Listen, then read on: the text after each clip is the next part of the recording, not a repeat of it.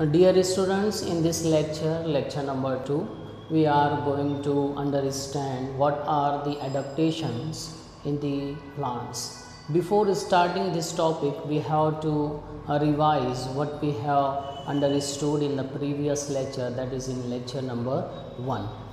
In the lecture 1, we have seen the meaning of the adaptation. So, what is adaptation? Adaptations are the changes. These changes are occurred in the body parts and also in the behavior of living organisms. Because of these changes, the living organisms can adjust in their environments. तो adaptations क्या होता है? Changes हैं, और ये changes जो है कहाँ कहाँ होते हैं? लिविंग ऑर्गेनिजम्स जो है, जो जानदार है, उनके बॉडी पार्ट्स में होते हैं. अब बॉडी पार्ट्स में जो चेंजेस होगा, जैसे बॉडी की शेप चेंज हो जाएगी, बॉडी की साइज़ चेंज हो जाएगी, बॉडी का कलर चेंज हो जाएगा, है ना. तो ये बॉडी पार्ट्स के अंदर चेंजेस हैं. जैसे फॉर एग्जांपल हम लोग देखते हैं जो बॉडी का कलर चेंज होता है ना. कुछ एनिमल्स ऐसे होते हैं वो अपने बॉडी का जो कलर है वो इन्वायरमेंट जैसा करते हैं. जैसे फॉर एग्जांपल कुछ इंसेक्ट्स होते हैं, कुछ इंसेक्ट्स हैं, कुछ फ्रॉग हैं, वो अपना कलर इन्वायरमेंट जैसा कर लेते हैं ताकि वो इन्वायरमेंट में मिल जाए, ब्लेंड हो जाए. क्यों? ताकि वो प्रीडेटर्स से, जो शिकारी है, उससे बच सकें. इसको जो है बायोलॉजी की टर्म में क्या कहते हैं? कैमोफ्लेज. कैमोफ्लेज क्या होता है? To change the body colour so that they can blend in the environment. कुछ एनिमल्स अपने बॉडी का कलर जो है वो चेंज करते हैं, जिसको कैमोफ्लेज कहते हैं, जिसकी वजह से अपने आप को ये प्रीडेटर से बचा लेते हैं. जैसे कुछ इंसेक्ट्स ऐसे होते हैं वो अपने बॉडी का कलर जो है पत्तियों जैसा कर लेते हैं, है ना, जिसकी वजह से वो इन्वायरमेंट में ब्लेंड हो जाते हैं, मिल जाते हैं. तो प्रीडेटर्स जो हैं उनको देख नहीं पाते. इसको हम लोग कहते हैं कैमोफ्लेज. तो कैमोफ्लेज भी एक तरह का एडाप्टेशन है. Camouflage it means to change the body colour so that the animals can blend in the environment. तो बॉडी पार्ट्स के अंदर भी तब्दीली आ सकती है. क्या तब्दीली आ सकती है वो आपको बताया गया. बॉडी पार्ट्स यानी बॉडी के स्ट्रक्चर में, है ना, बॉडी की साख्त में तब्दीली आ सकती है. इसी तरह जो एडाप्टेशंस हैं वो चेंजेस हैं किसके अंदर? लिविंग ऑर्गेनिजम्स के बिहेवियर के अंदर, बिहेवियरल चेंज. तो बिहेवियरल चेंज में क्या क्या आ सकता है? हाइबरनेशन, डीप स्लीप, गहरी नींद, है ना. कुछ एनिमल्स होते हैं जो विंटर के सीज़न को बर्दाश्त नहीं कर पाते, तो इससे बचने के लिए वो क्या करते हैं? डीप स्लीप, गहरी नींद जो है वो सो जाते हैं. जैसे फॉर एग्जांपल आप देखोगे स्क्वेरल है, तो ये विंटर कोल्ड सीज़न को बियर नहीं कर सकते, तो ज़िंदा रहने के लिए for the purpose of survival और for the purpose of reproduction ये क्या चेंज शो करते हैं? हाइबरनेशन. वो गहरी नींद सो जाते हैं. उनका जो बॉडी के अंदर जो एक्टिविटीज़ है, मेटाबॉलिज्म है, वो स्लो हो जाता है. ये तो एक तरह का ये चेंज है, एक तरह का एडाप्टेशन है, जिसकी वजह से ये ज़िंदा रह पाएंगे और रिप्रोड्यूस कर पाएंगे, अपने जैसे जानदार को पैदा कर पाएंगे. तो it should be remember that adaptations are those changes which are inheritable. जो ऐसी तब्दीलियाँ जो एक नस्ल से दूसरी नस्ल में जाती है ना, जिसकी वजह से वो नस्ल जो है वो ज़िंदा रहती है और अपनी स्पेसीज़ को, अपनी नस्ल को आगे बढ़ाती है. हर तरह का चेंज एडाप्टेशंस नहीं कहलाएगा. वो चेंज जो एक नस्ल से दूसरी नस्ल में जाए, इनहेरिटेबल, है ना, जो ट्रांसफ़र हो from one species to another species, वो चेंज जो है क्या कहलाएगा? एडाप्टेशन जो है कहलाएगा. तो बिहेवियरल चेंज में क्या हो सकता है? हाइबरनेशन. इसी तरह आप देखोगे migration is also an example of adaptation. आप देखोगे कम्युनिकेशन मेथड, ये भी क्या है? एक तरह का बिहेवियरल चेंज है. उसके बाद आप देखोगे कि जो रैबिट होता है ना, जो रैबिट होता है वो सिकुड़ जाता है। कब? जब उसे पता चलता है कि उसे किसी शिकारी ने देखा है। तो these are some examples of behavioral adaptations. So it should be remember that adaptations are the changes, and these changes are occurred in the body parts as well as in the behavior of the living organisms, so that they can survive and they can reproduce. They can reproduce, है ना। Adaptation ये नहीं होगा कि जैसे winter season होता है, सर्दियों का मौसम आता है तो हम लोग स्वेटर पहनते हैं, ये भी एक तरह की चेंज है ना। तो इसे आम ज़बान में हम लोग एडाप्टेशन कह सकते हैं, लेकिन साइंस की ज़बान में ये एडाप्टेशन नहीं कहलाएगा। तो इस डेफिनेशन को आप याद रखिए, ठीक है। तो हम लोग आगे बढ़ते हैं, जो कि इस चैप्टर में हमें सीखना है कि what are the adaptations in plants.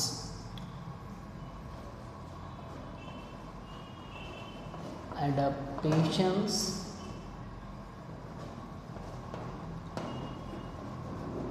in plants.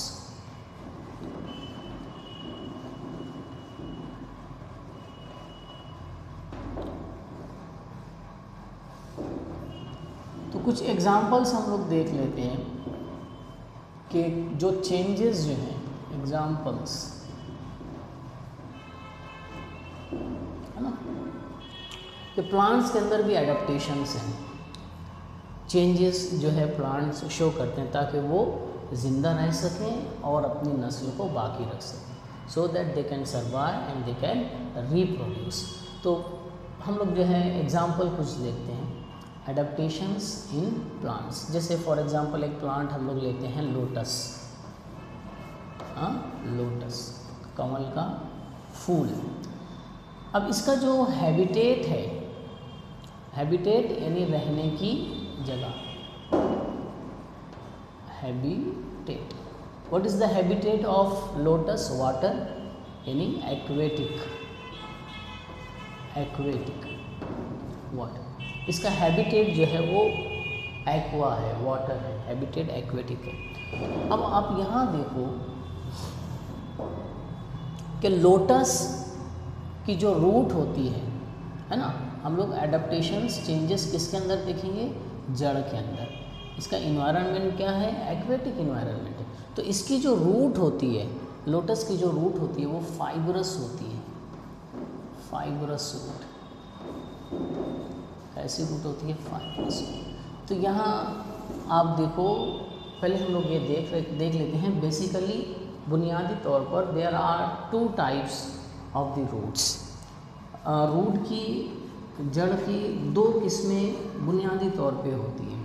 एक होती है टैप रूट और दूसरी होती है फाइब्रस रूट। टैप रूट और फाइब्रस रूट।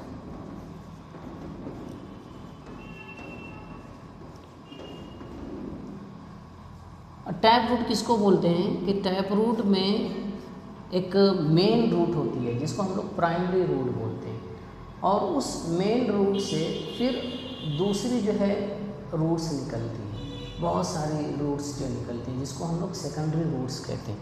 तो यहाँ पर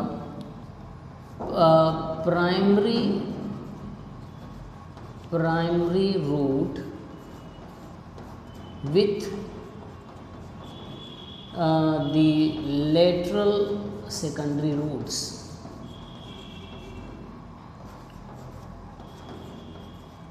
with the lateral यानी बाजू से जो जड़ें निकलती हैं, सेकेंडरी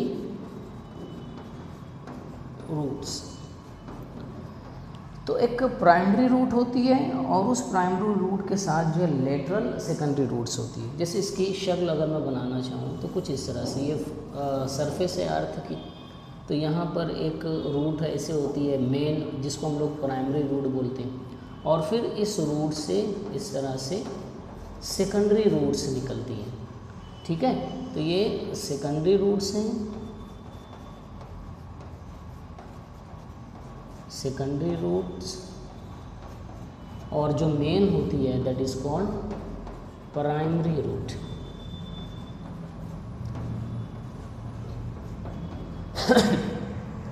तो टैप रूट जो है ये ऐसी होती है। कोरिएंडर आप उसमें जो है टैप रूट देख सकते हो। अब फाइब्रस रूट्स क्या, फाइब्रस रूट क्या है? Bunch of roots, bunch of roots in all directions, in all directions।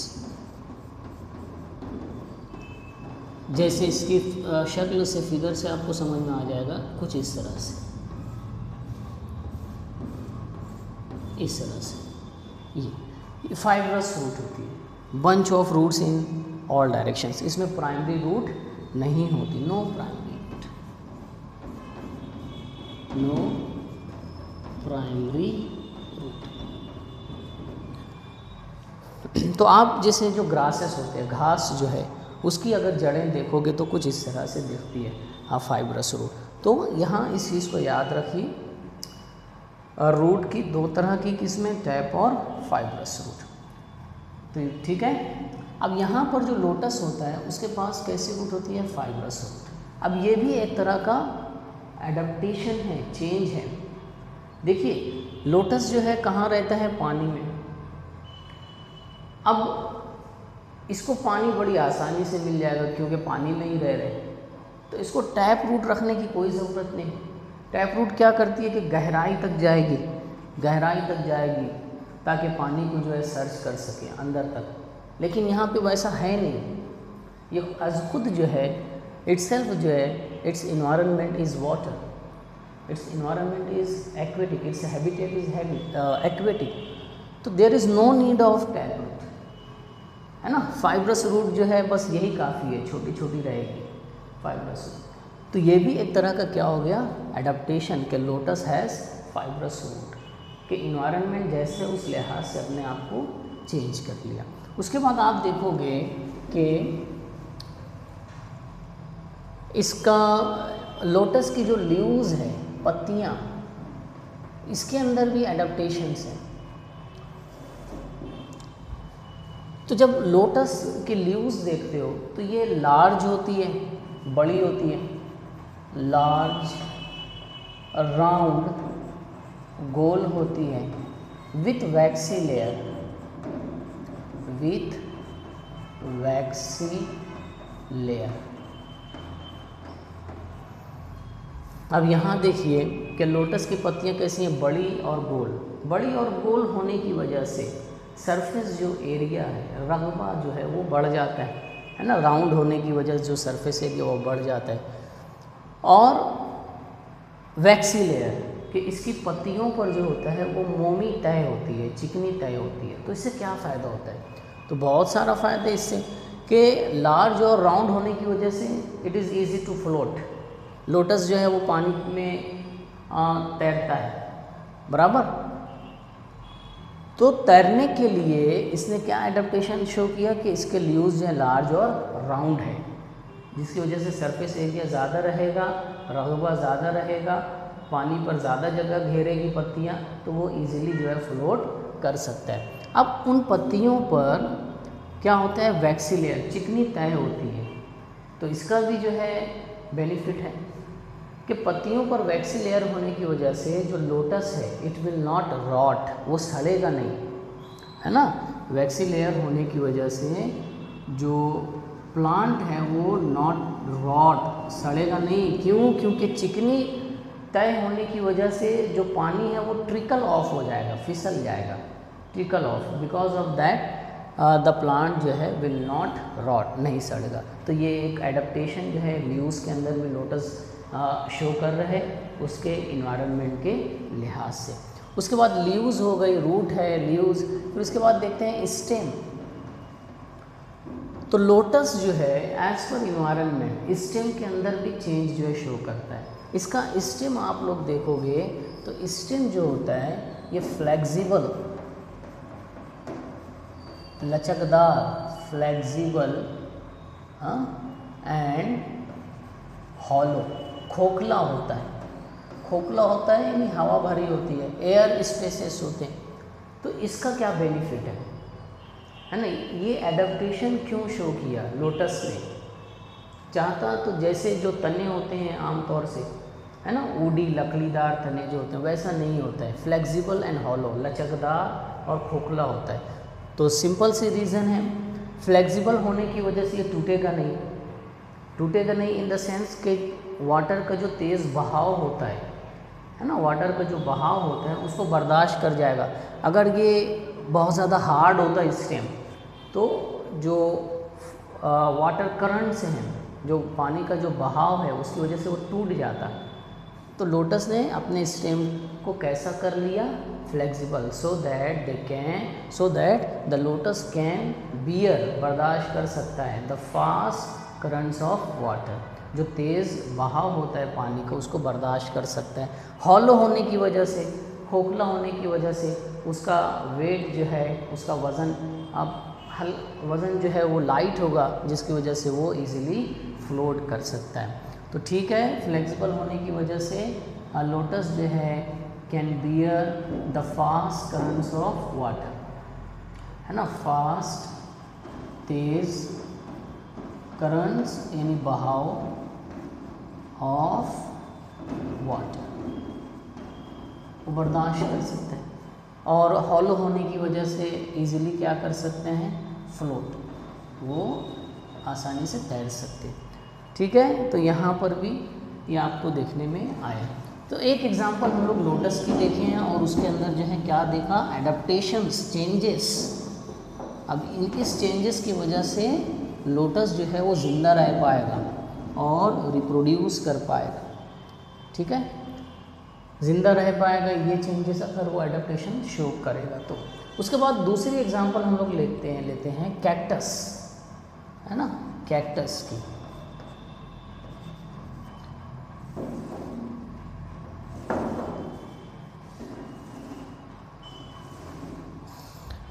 अब कैक्टस देखो, इसका हैबिटेट, रहने की जगह क्या है, डेजर्ट, रेगिस्तान में रहता है, डेजर्ट में। अब कैक्टस की रूट देखोगे तो रूट कैसी है इसकी, फाइबरस। कैसी रूट है, फाइबरस। अब फाइबरस रूट होने की वजह से, जैसे कि फाइबरस रूट आपको बताया गया है ना, बंच ऑफ रूट्स होती है ये। अब desert, what is desert, there is scarcity of water, पानी की किल्लत होती है। तो फाइबरस रूट होने की वजह से ये रूट जो है दूर तक फैलती है, बराबर, वाइडली स्प्रेड, जिसकी वजह से वो वाटर को इजीली एब्सॉर्ब कर सकते हैं, वाइडली स्प्रेड। ठीक है, टैप रूट होती तो गहराई तक चली जाती, लेकिन फाइबरस रूट जो होती है, क्योंकि डेजर्ट में पानी कम है, पानी कम होता है, तो ज़्यादा पानी जो एब्सॉर्ब करने के लिए फाइबरस रूट होने की वजह से ये दूर तक फैलती है, वाइडली स्प्रेड, ताकि जो है they can absorb the water. उसके बाद जो है यही रूट जो है वो डीपली पेनिट्रेटेड, थोड़ा गहराई तक भी जाती है, पेनिट्रेटेड, डीपली पेनिट्रेटेड, गहराई तक जाती है। So the cactus can absorb the water. ठीक है, फाइबरस रूट। उसके बाद कैक्टस की जो लीव्स देखोगे तो वो लीव्स जो है किस में चेंज हो जाती है, थॉर्न में। इसकी पत्तियां जो है वो कांटे में तब्दील हो जाती है। तो कन्वर्ट, लीव्स जो है कन्वर्ट इनटू थॉर्न, इसको फर्स्ट लेक्चर में भी हम लोगों ने देखा था, कांटों में तब्दील हो जाती है। तो ऐसा कैक्टस ने क्यों किया, क्योंकि इसका एनवायरनमेंट जो है वो डेजर्ट है, स्कैर्सिटी ऑफ वाटर है, तो पानी का लॉस ना हो, क्योंकि पत्तियों से पानी निकलता है ना, खारिज होता है, पानी का लॉस ना हो, तो उसके लिए जो है लीव्स को ही किस में तब्दील कर दिया, कांटों में। क्यों, ताकि रोक सके, टू प्रिवेंट, रोक सके वाटर लॉस। तो ये भी क्या हो गया, एक तरह का एडाप्टेशन हो गया। क्यों ऐसा हुआ, for the purpose of survival and for the purpose of reproduction. इसके बाद जो है कैक्टस का स्टेम देखोगे। अब यहाँ स्टेम जो होता है वो ग्रीन होता है, ग्रीन एंड फ्लेशी, ग्रीन और फ्लेशी होते हैं। अब आपको पता है कि जो प्लांट्स होते हैं they prepare their food in the leaves, पत्तियों में अपनी ग़िज़ा तैयार करते हैं bye the process of photosynthesis.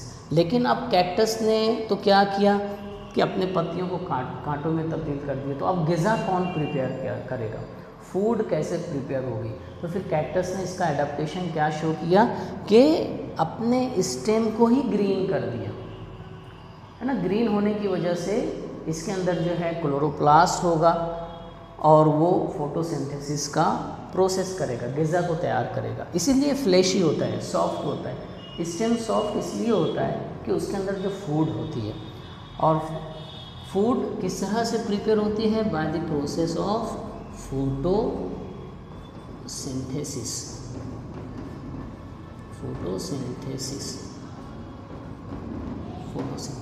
तो यहाँ पर आप देखिए, these are the adaptations of the cactus. Stem हरा हो गया, because of that it will perform the process of photosynthesis. ठीक है, एक प्लांट और ले लेते हैं हम लोग, बनियन ट्री। कौन सा? Banyan tree.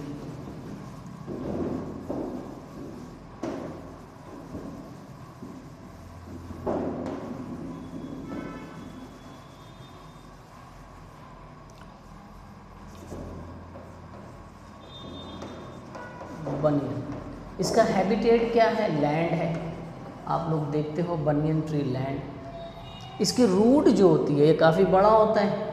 इसकी रूट जो होती है ये tap root, tap and aerial roots. इसके अंदर दो तरह की रूट्स होती है।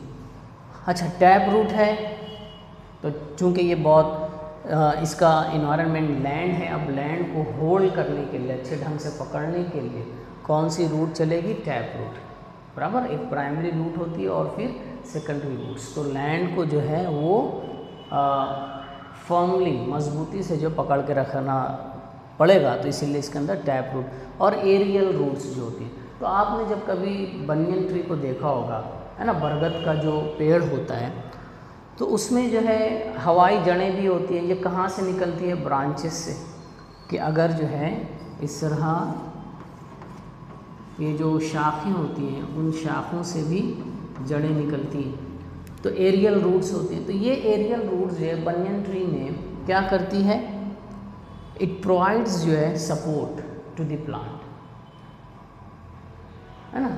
जो बनियन है उसको सहारा देती है, जो और it helps to grow widely, ज़्यादा दूर तक बढ़े उसके लिए ये हेल्प करती है एरियल रूट्स। ठीक है, समझ में आ रही है कि एरियल रूट जो है ब्रांचेस से निकलती है और ये जो जड़ें होती हैं वो बनियन ट्री को सहारा देती है, सपोर्ट देती है, ताकि ये ज़्यादा दूर तक उग सके, है ना, ग्रो कर सके।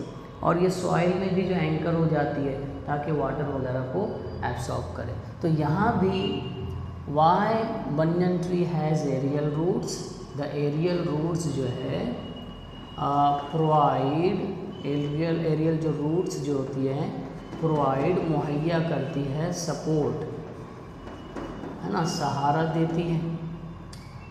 और क्या मदद करती है? ताकि ये बढ़ सकें, टू ग्रो या help in growing widely, grow widely, ताकि जो प्लांट है वो ज़्यादा दूर तक बढ़ सके।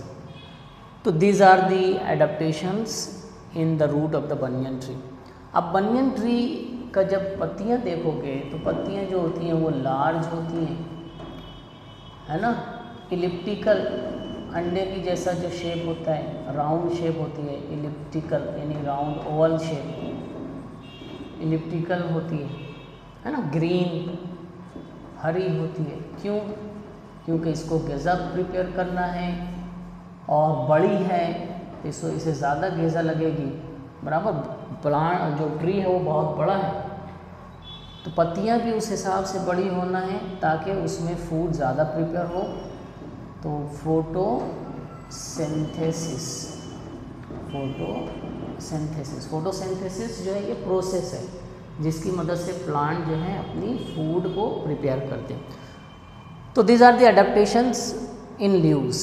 दे are large, elliptical, oval, round होने की वजह से सरफेस एरिया बढ़ जाता है, green, so that they can prepare the food in large amount by the process of photosynthesis.